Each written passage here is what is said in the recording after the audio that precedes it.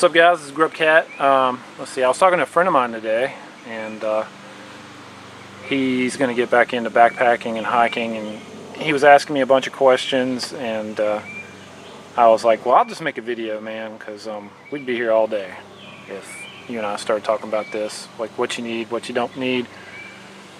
Let me just say a little disclaimer: I am by no means an expert.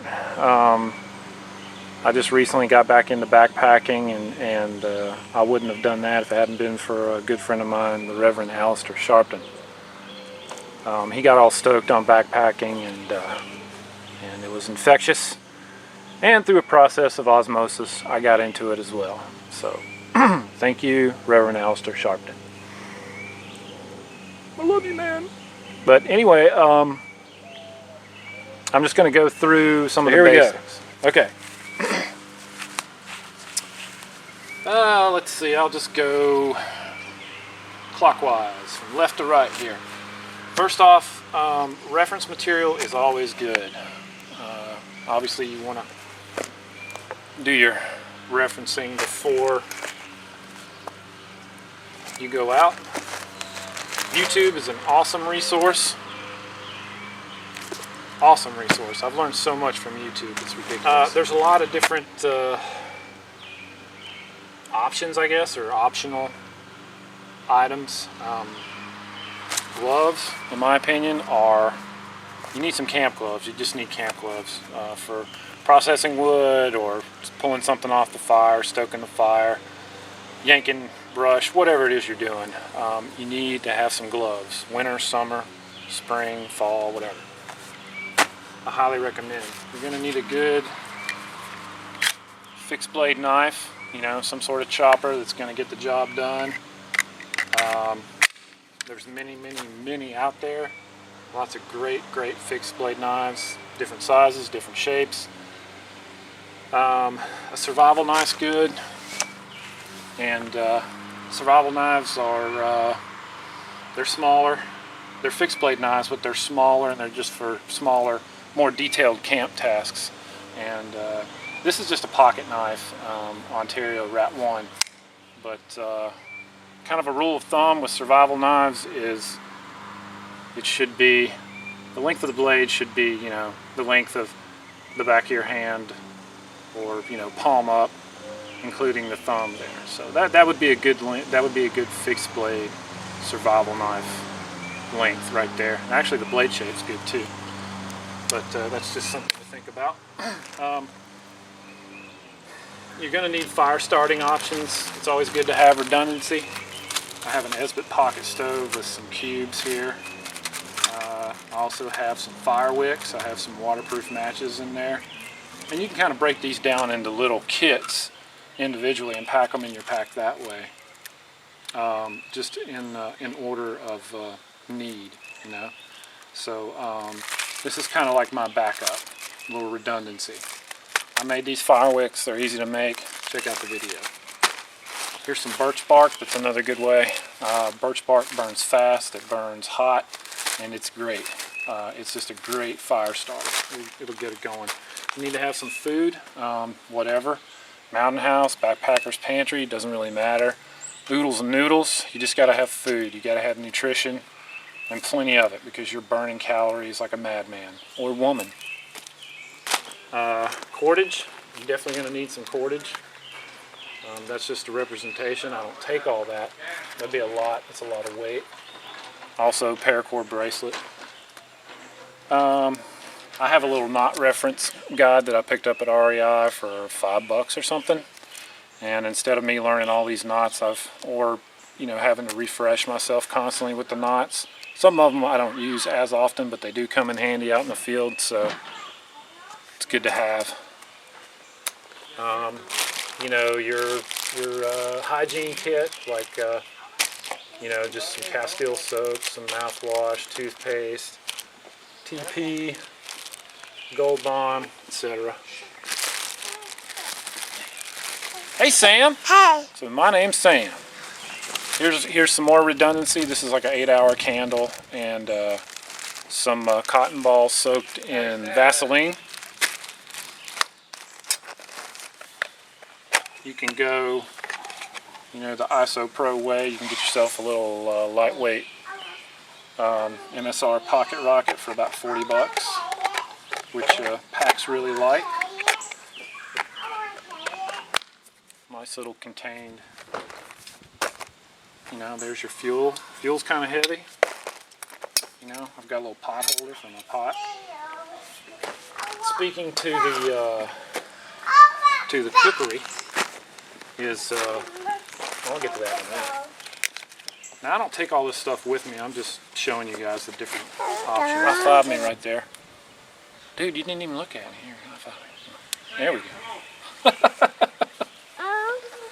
Turn around, look at the camera and say bye. Bye. I'll see you later. Alright, so again, you know, I don't take all this with me, it's just I'm trying to show you some options. Here is a Ultimate Survival Technologies Fire Steel Bammers. I love this thing. And it's options.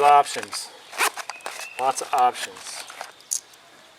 You know, waterproof match holder. Got some extra matches. Got a little fat wood. Fat wood's awesome. You can get it pre-packaged at, like, you know, Walmart. And some people are like, it's lame. It's not. It's still fat wood. It still burns. All you do is just feather it out a little bit with your camp blade, and it'll start right up. Starts up quick, and it burns pretty long time, long enough for you to get a good fire going. This day and time, anybody that cannot start a fire, they just got problems. There's so many options, it's ridiculous. I always bring a couple of these black trash bags for different reasons, and then you can use them as an emergency tarp. You can sit on them. They can become an emergency blanket. You can put your trash in them. You know, just a lot of different uses, and the trash bags. That's my neighbor, he's weed eating. You just have to get over that. Here's an emergency blanket.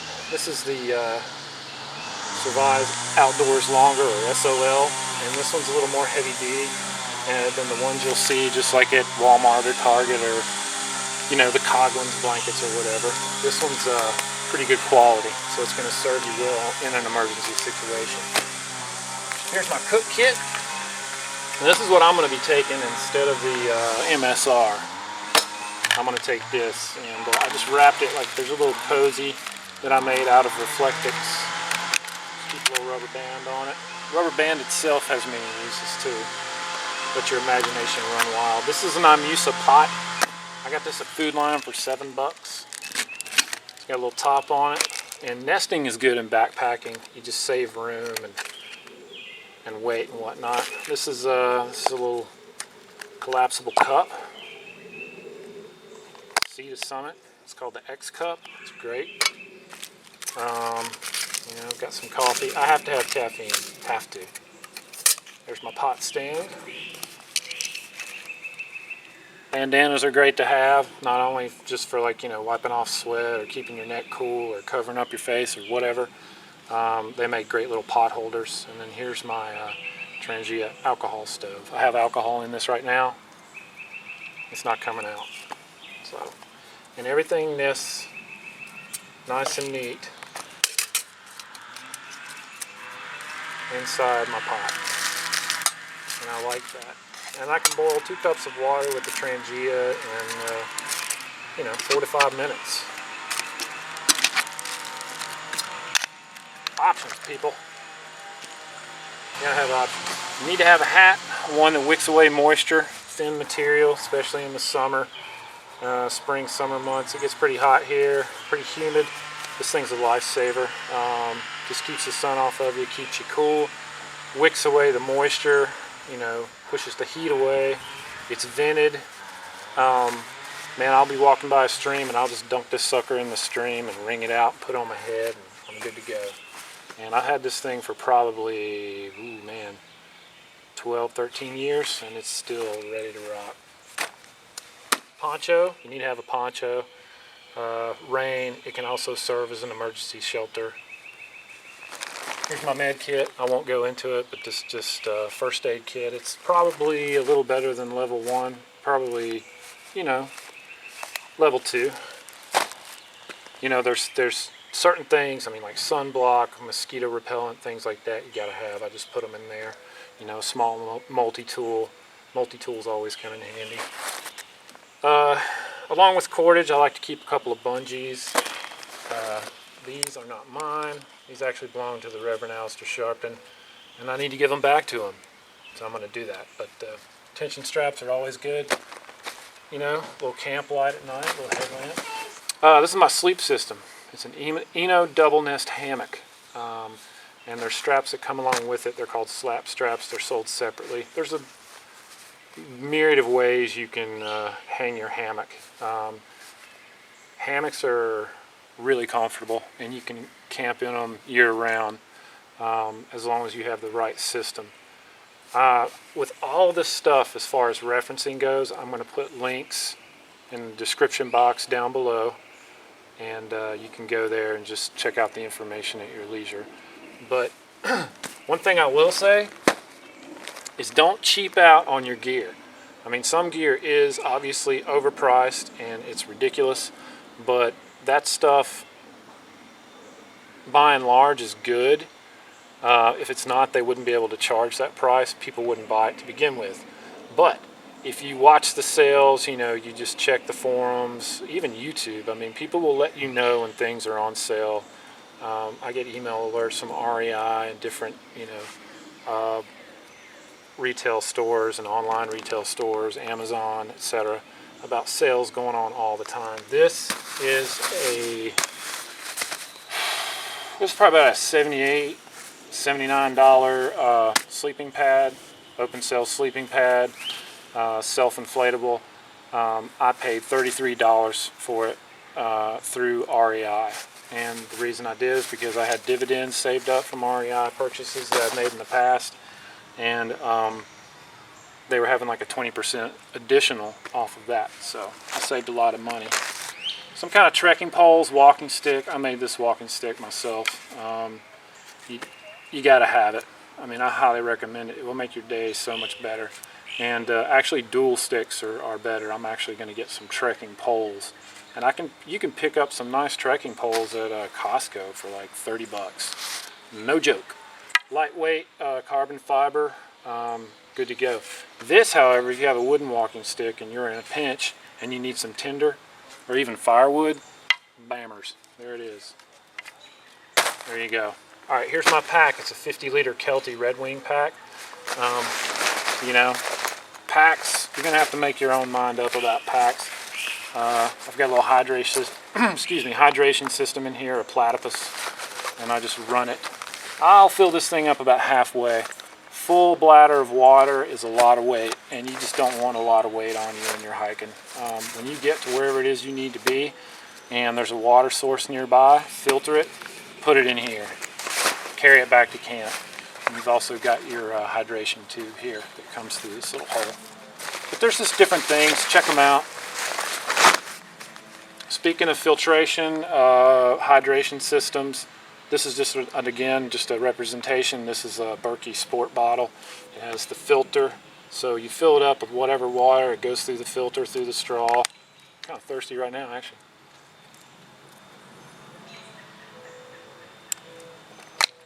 Good stuff. And you have immediate, you have an immediate water source.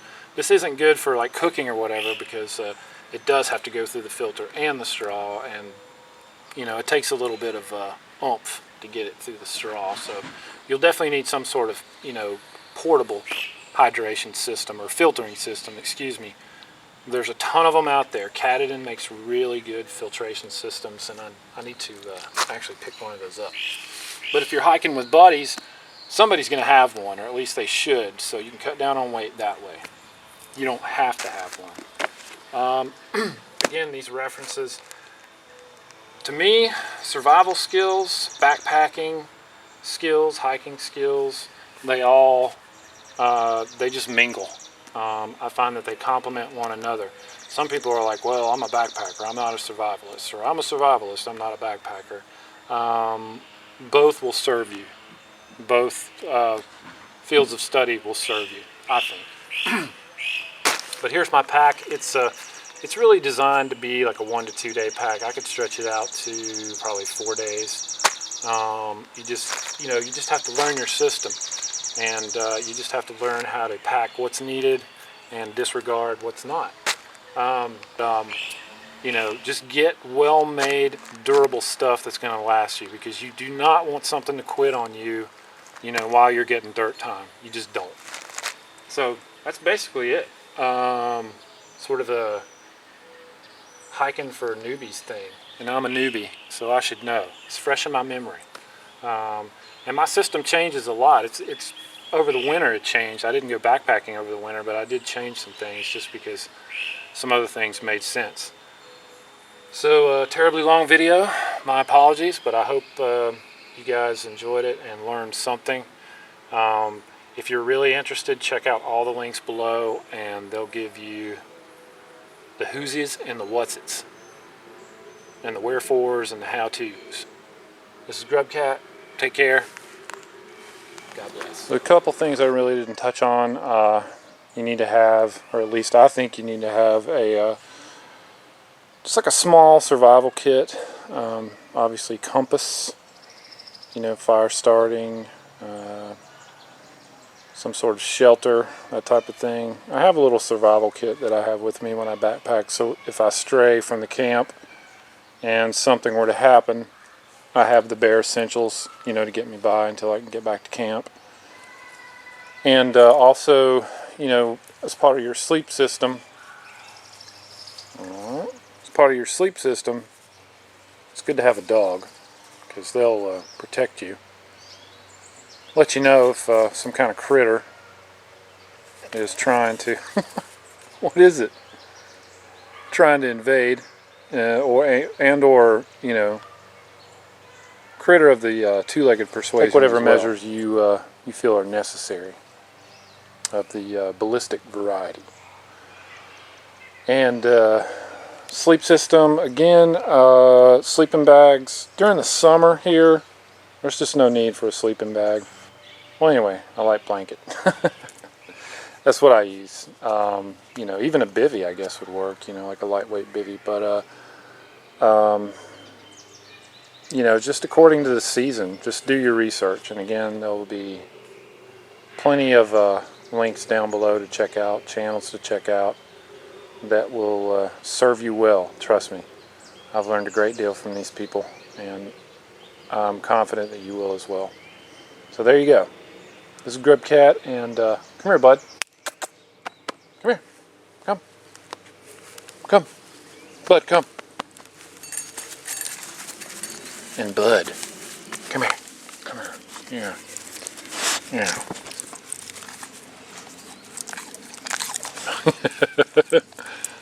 Yeah, buddy. Yeah, buddy.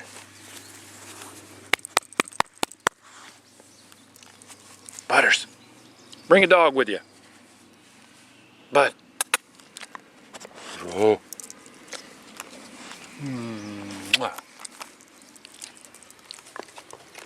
You're my fella. You're my fella. You're my fella.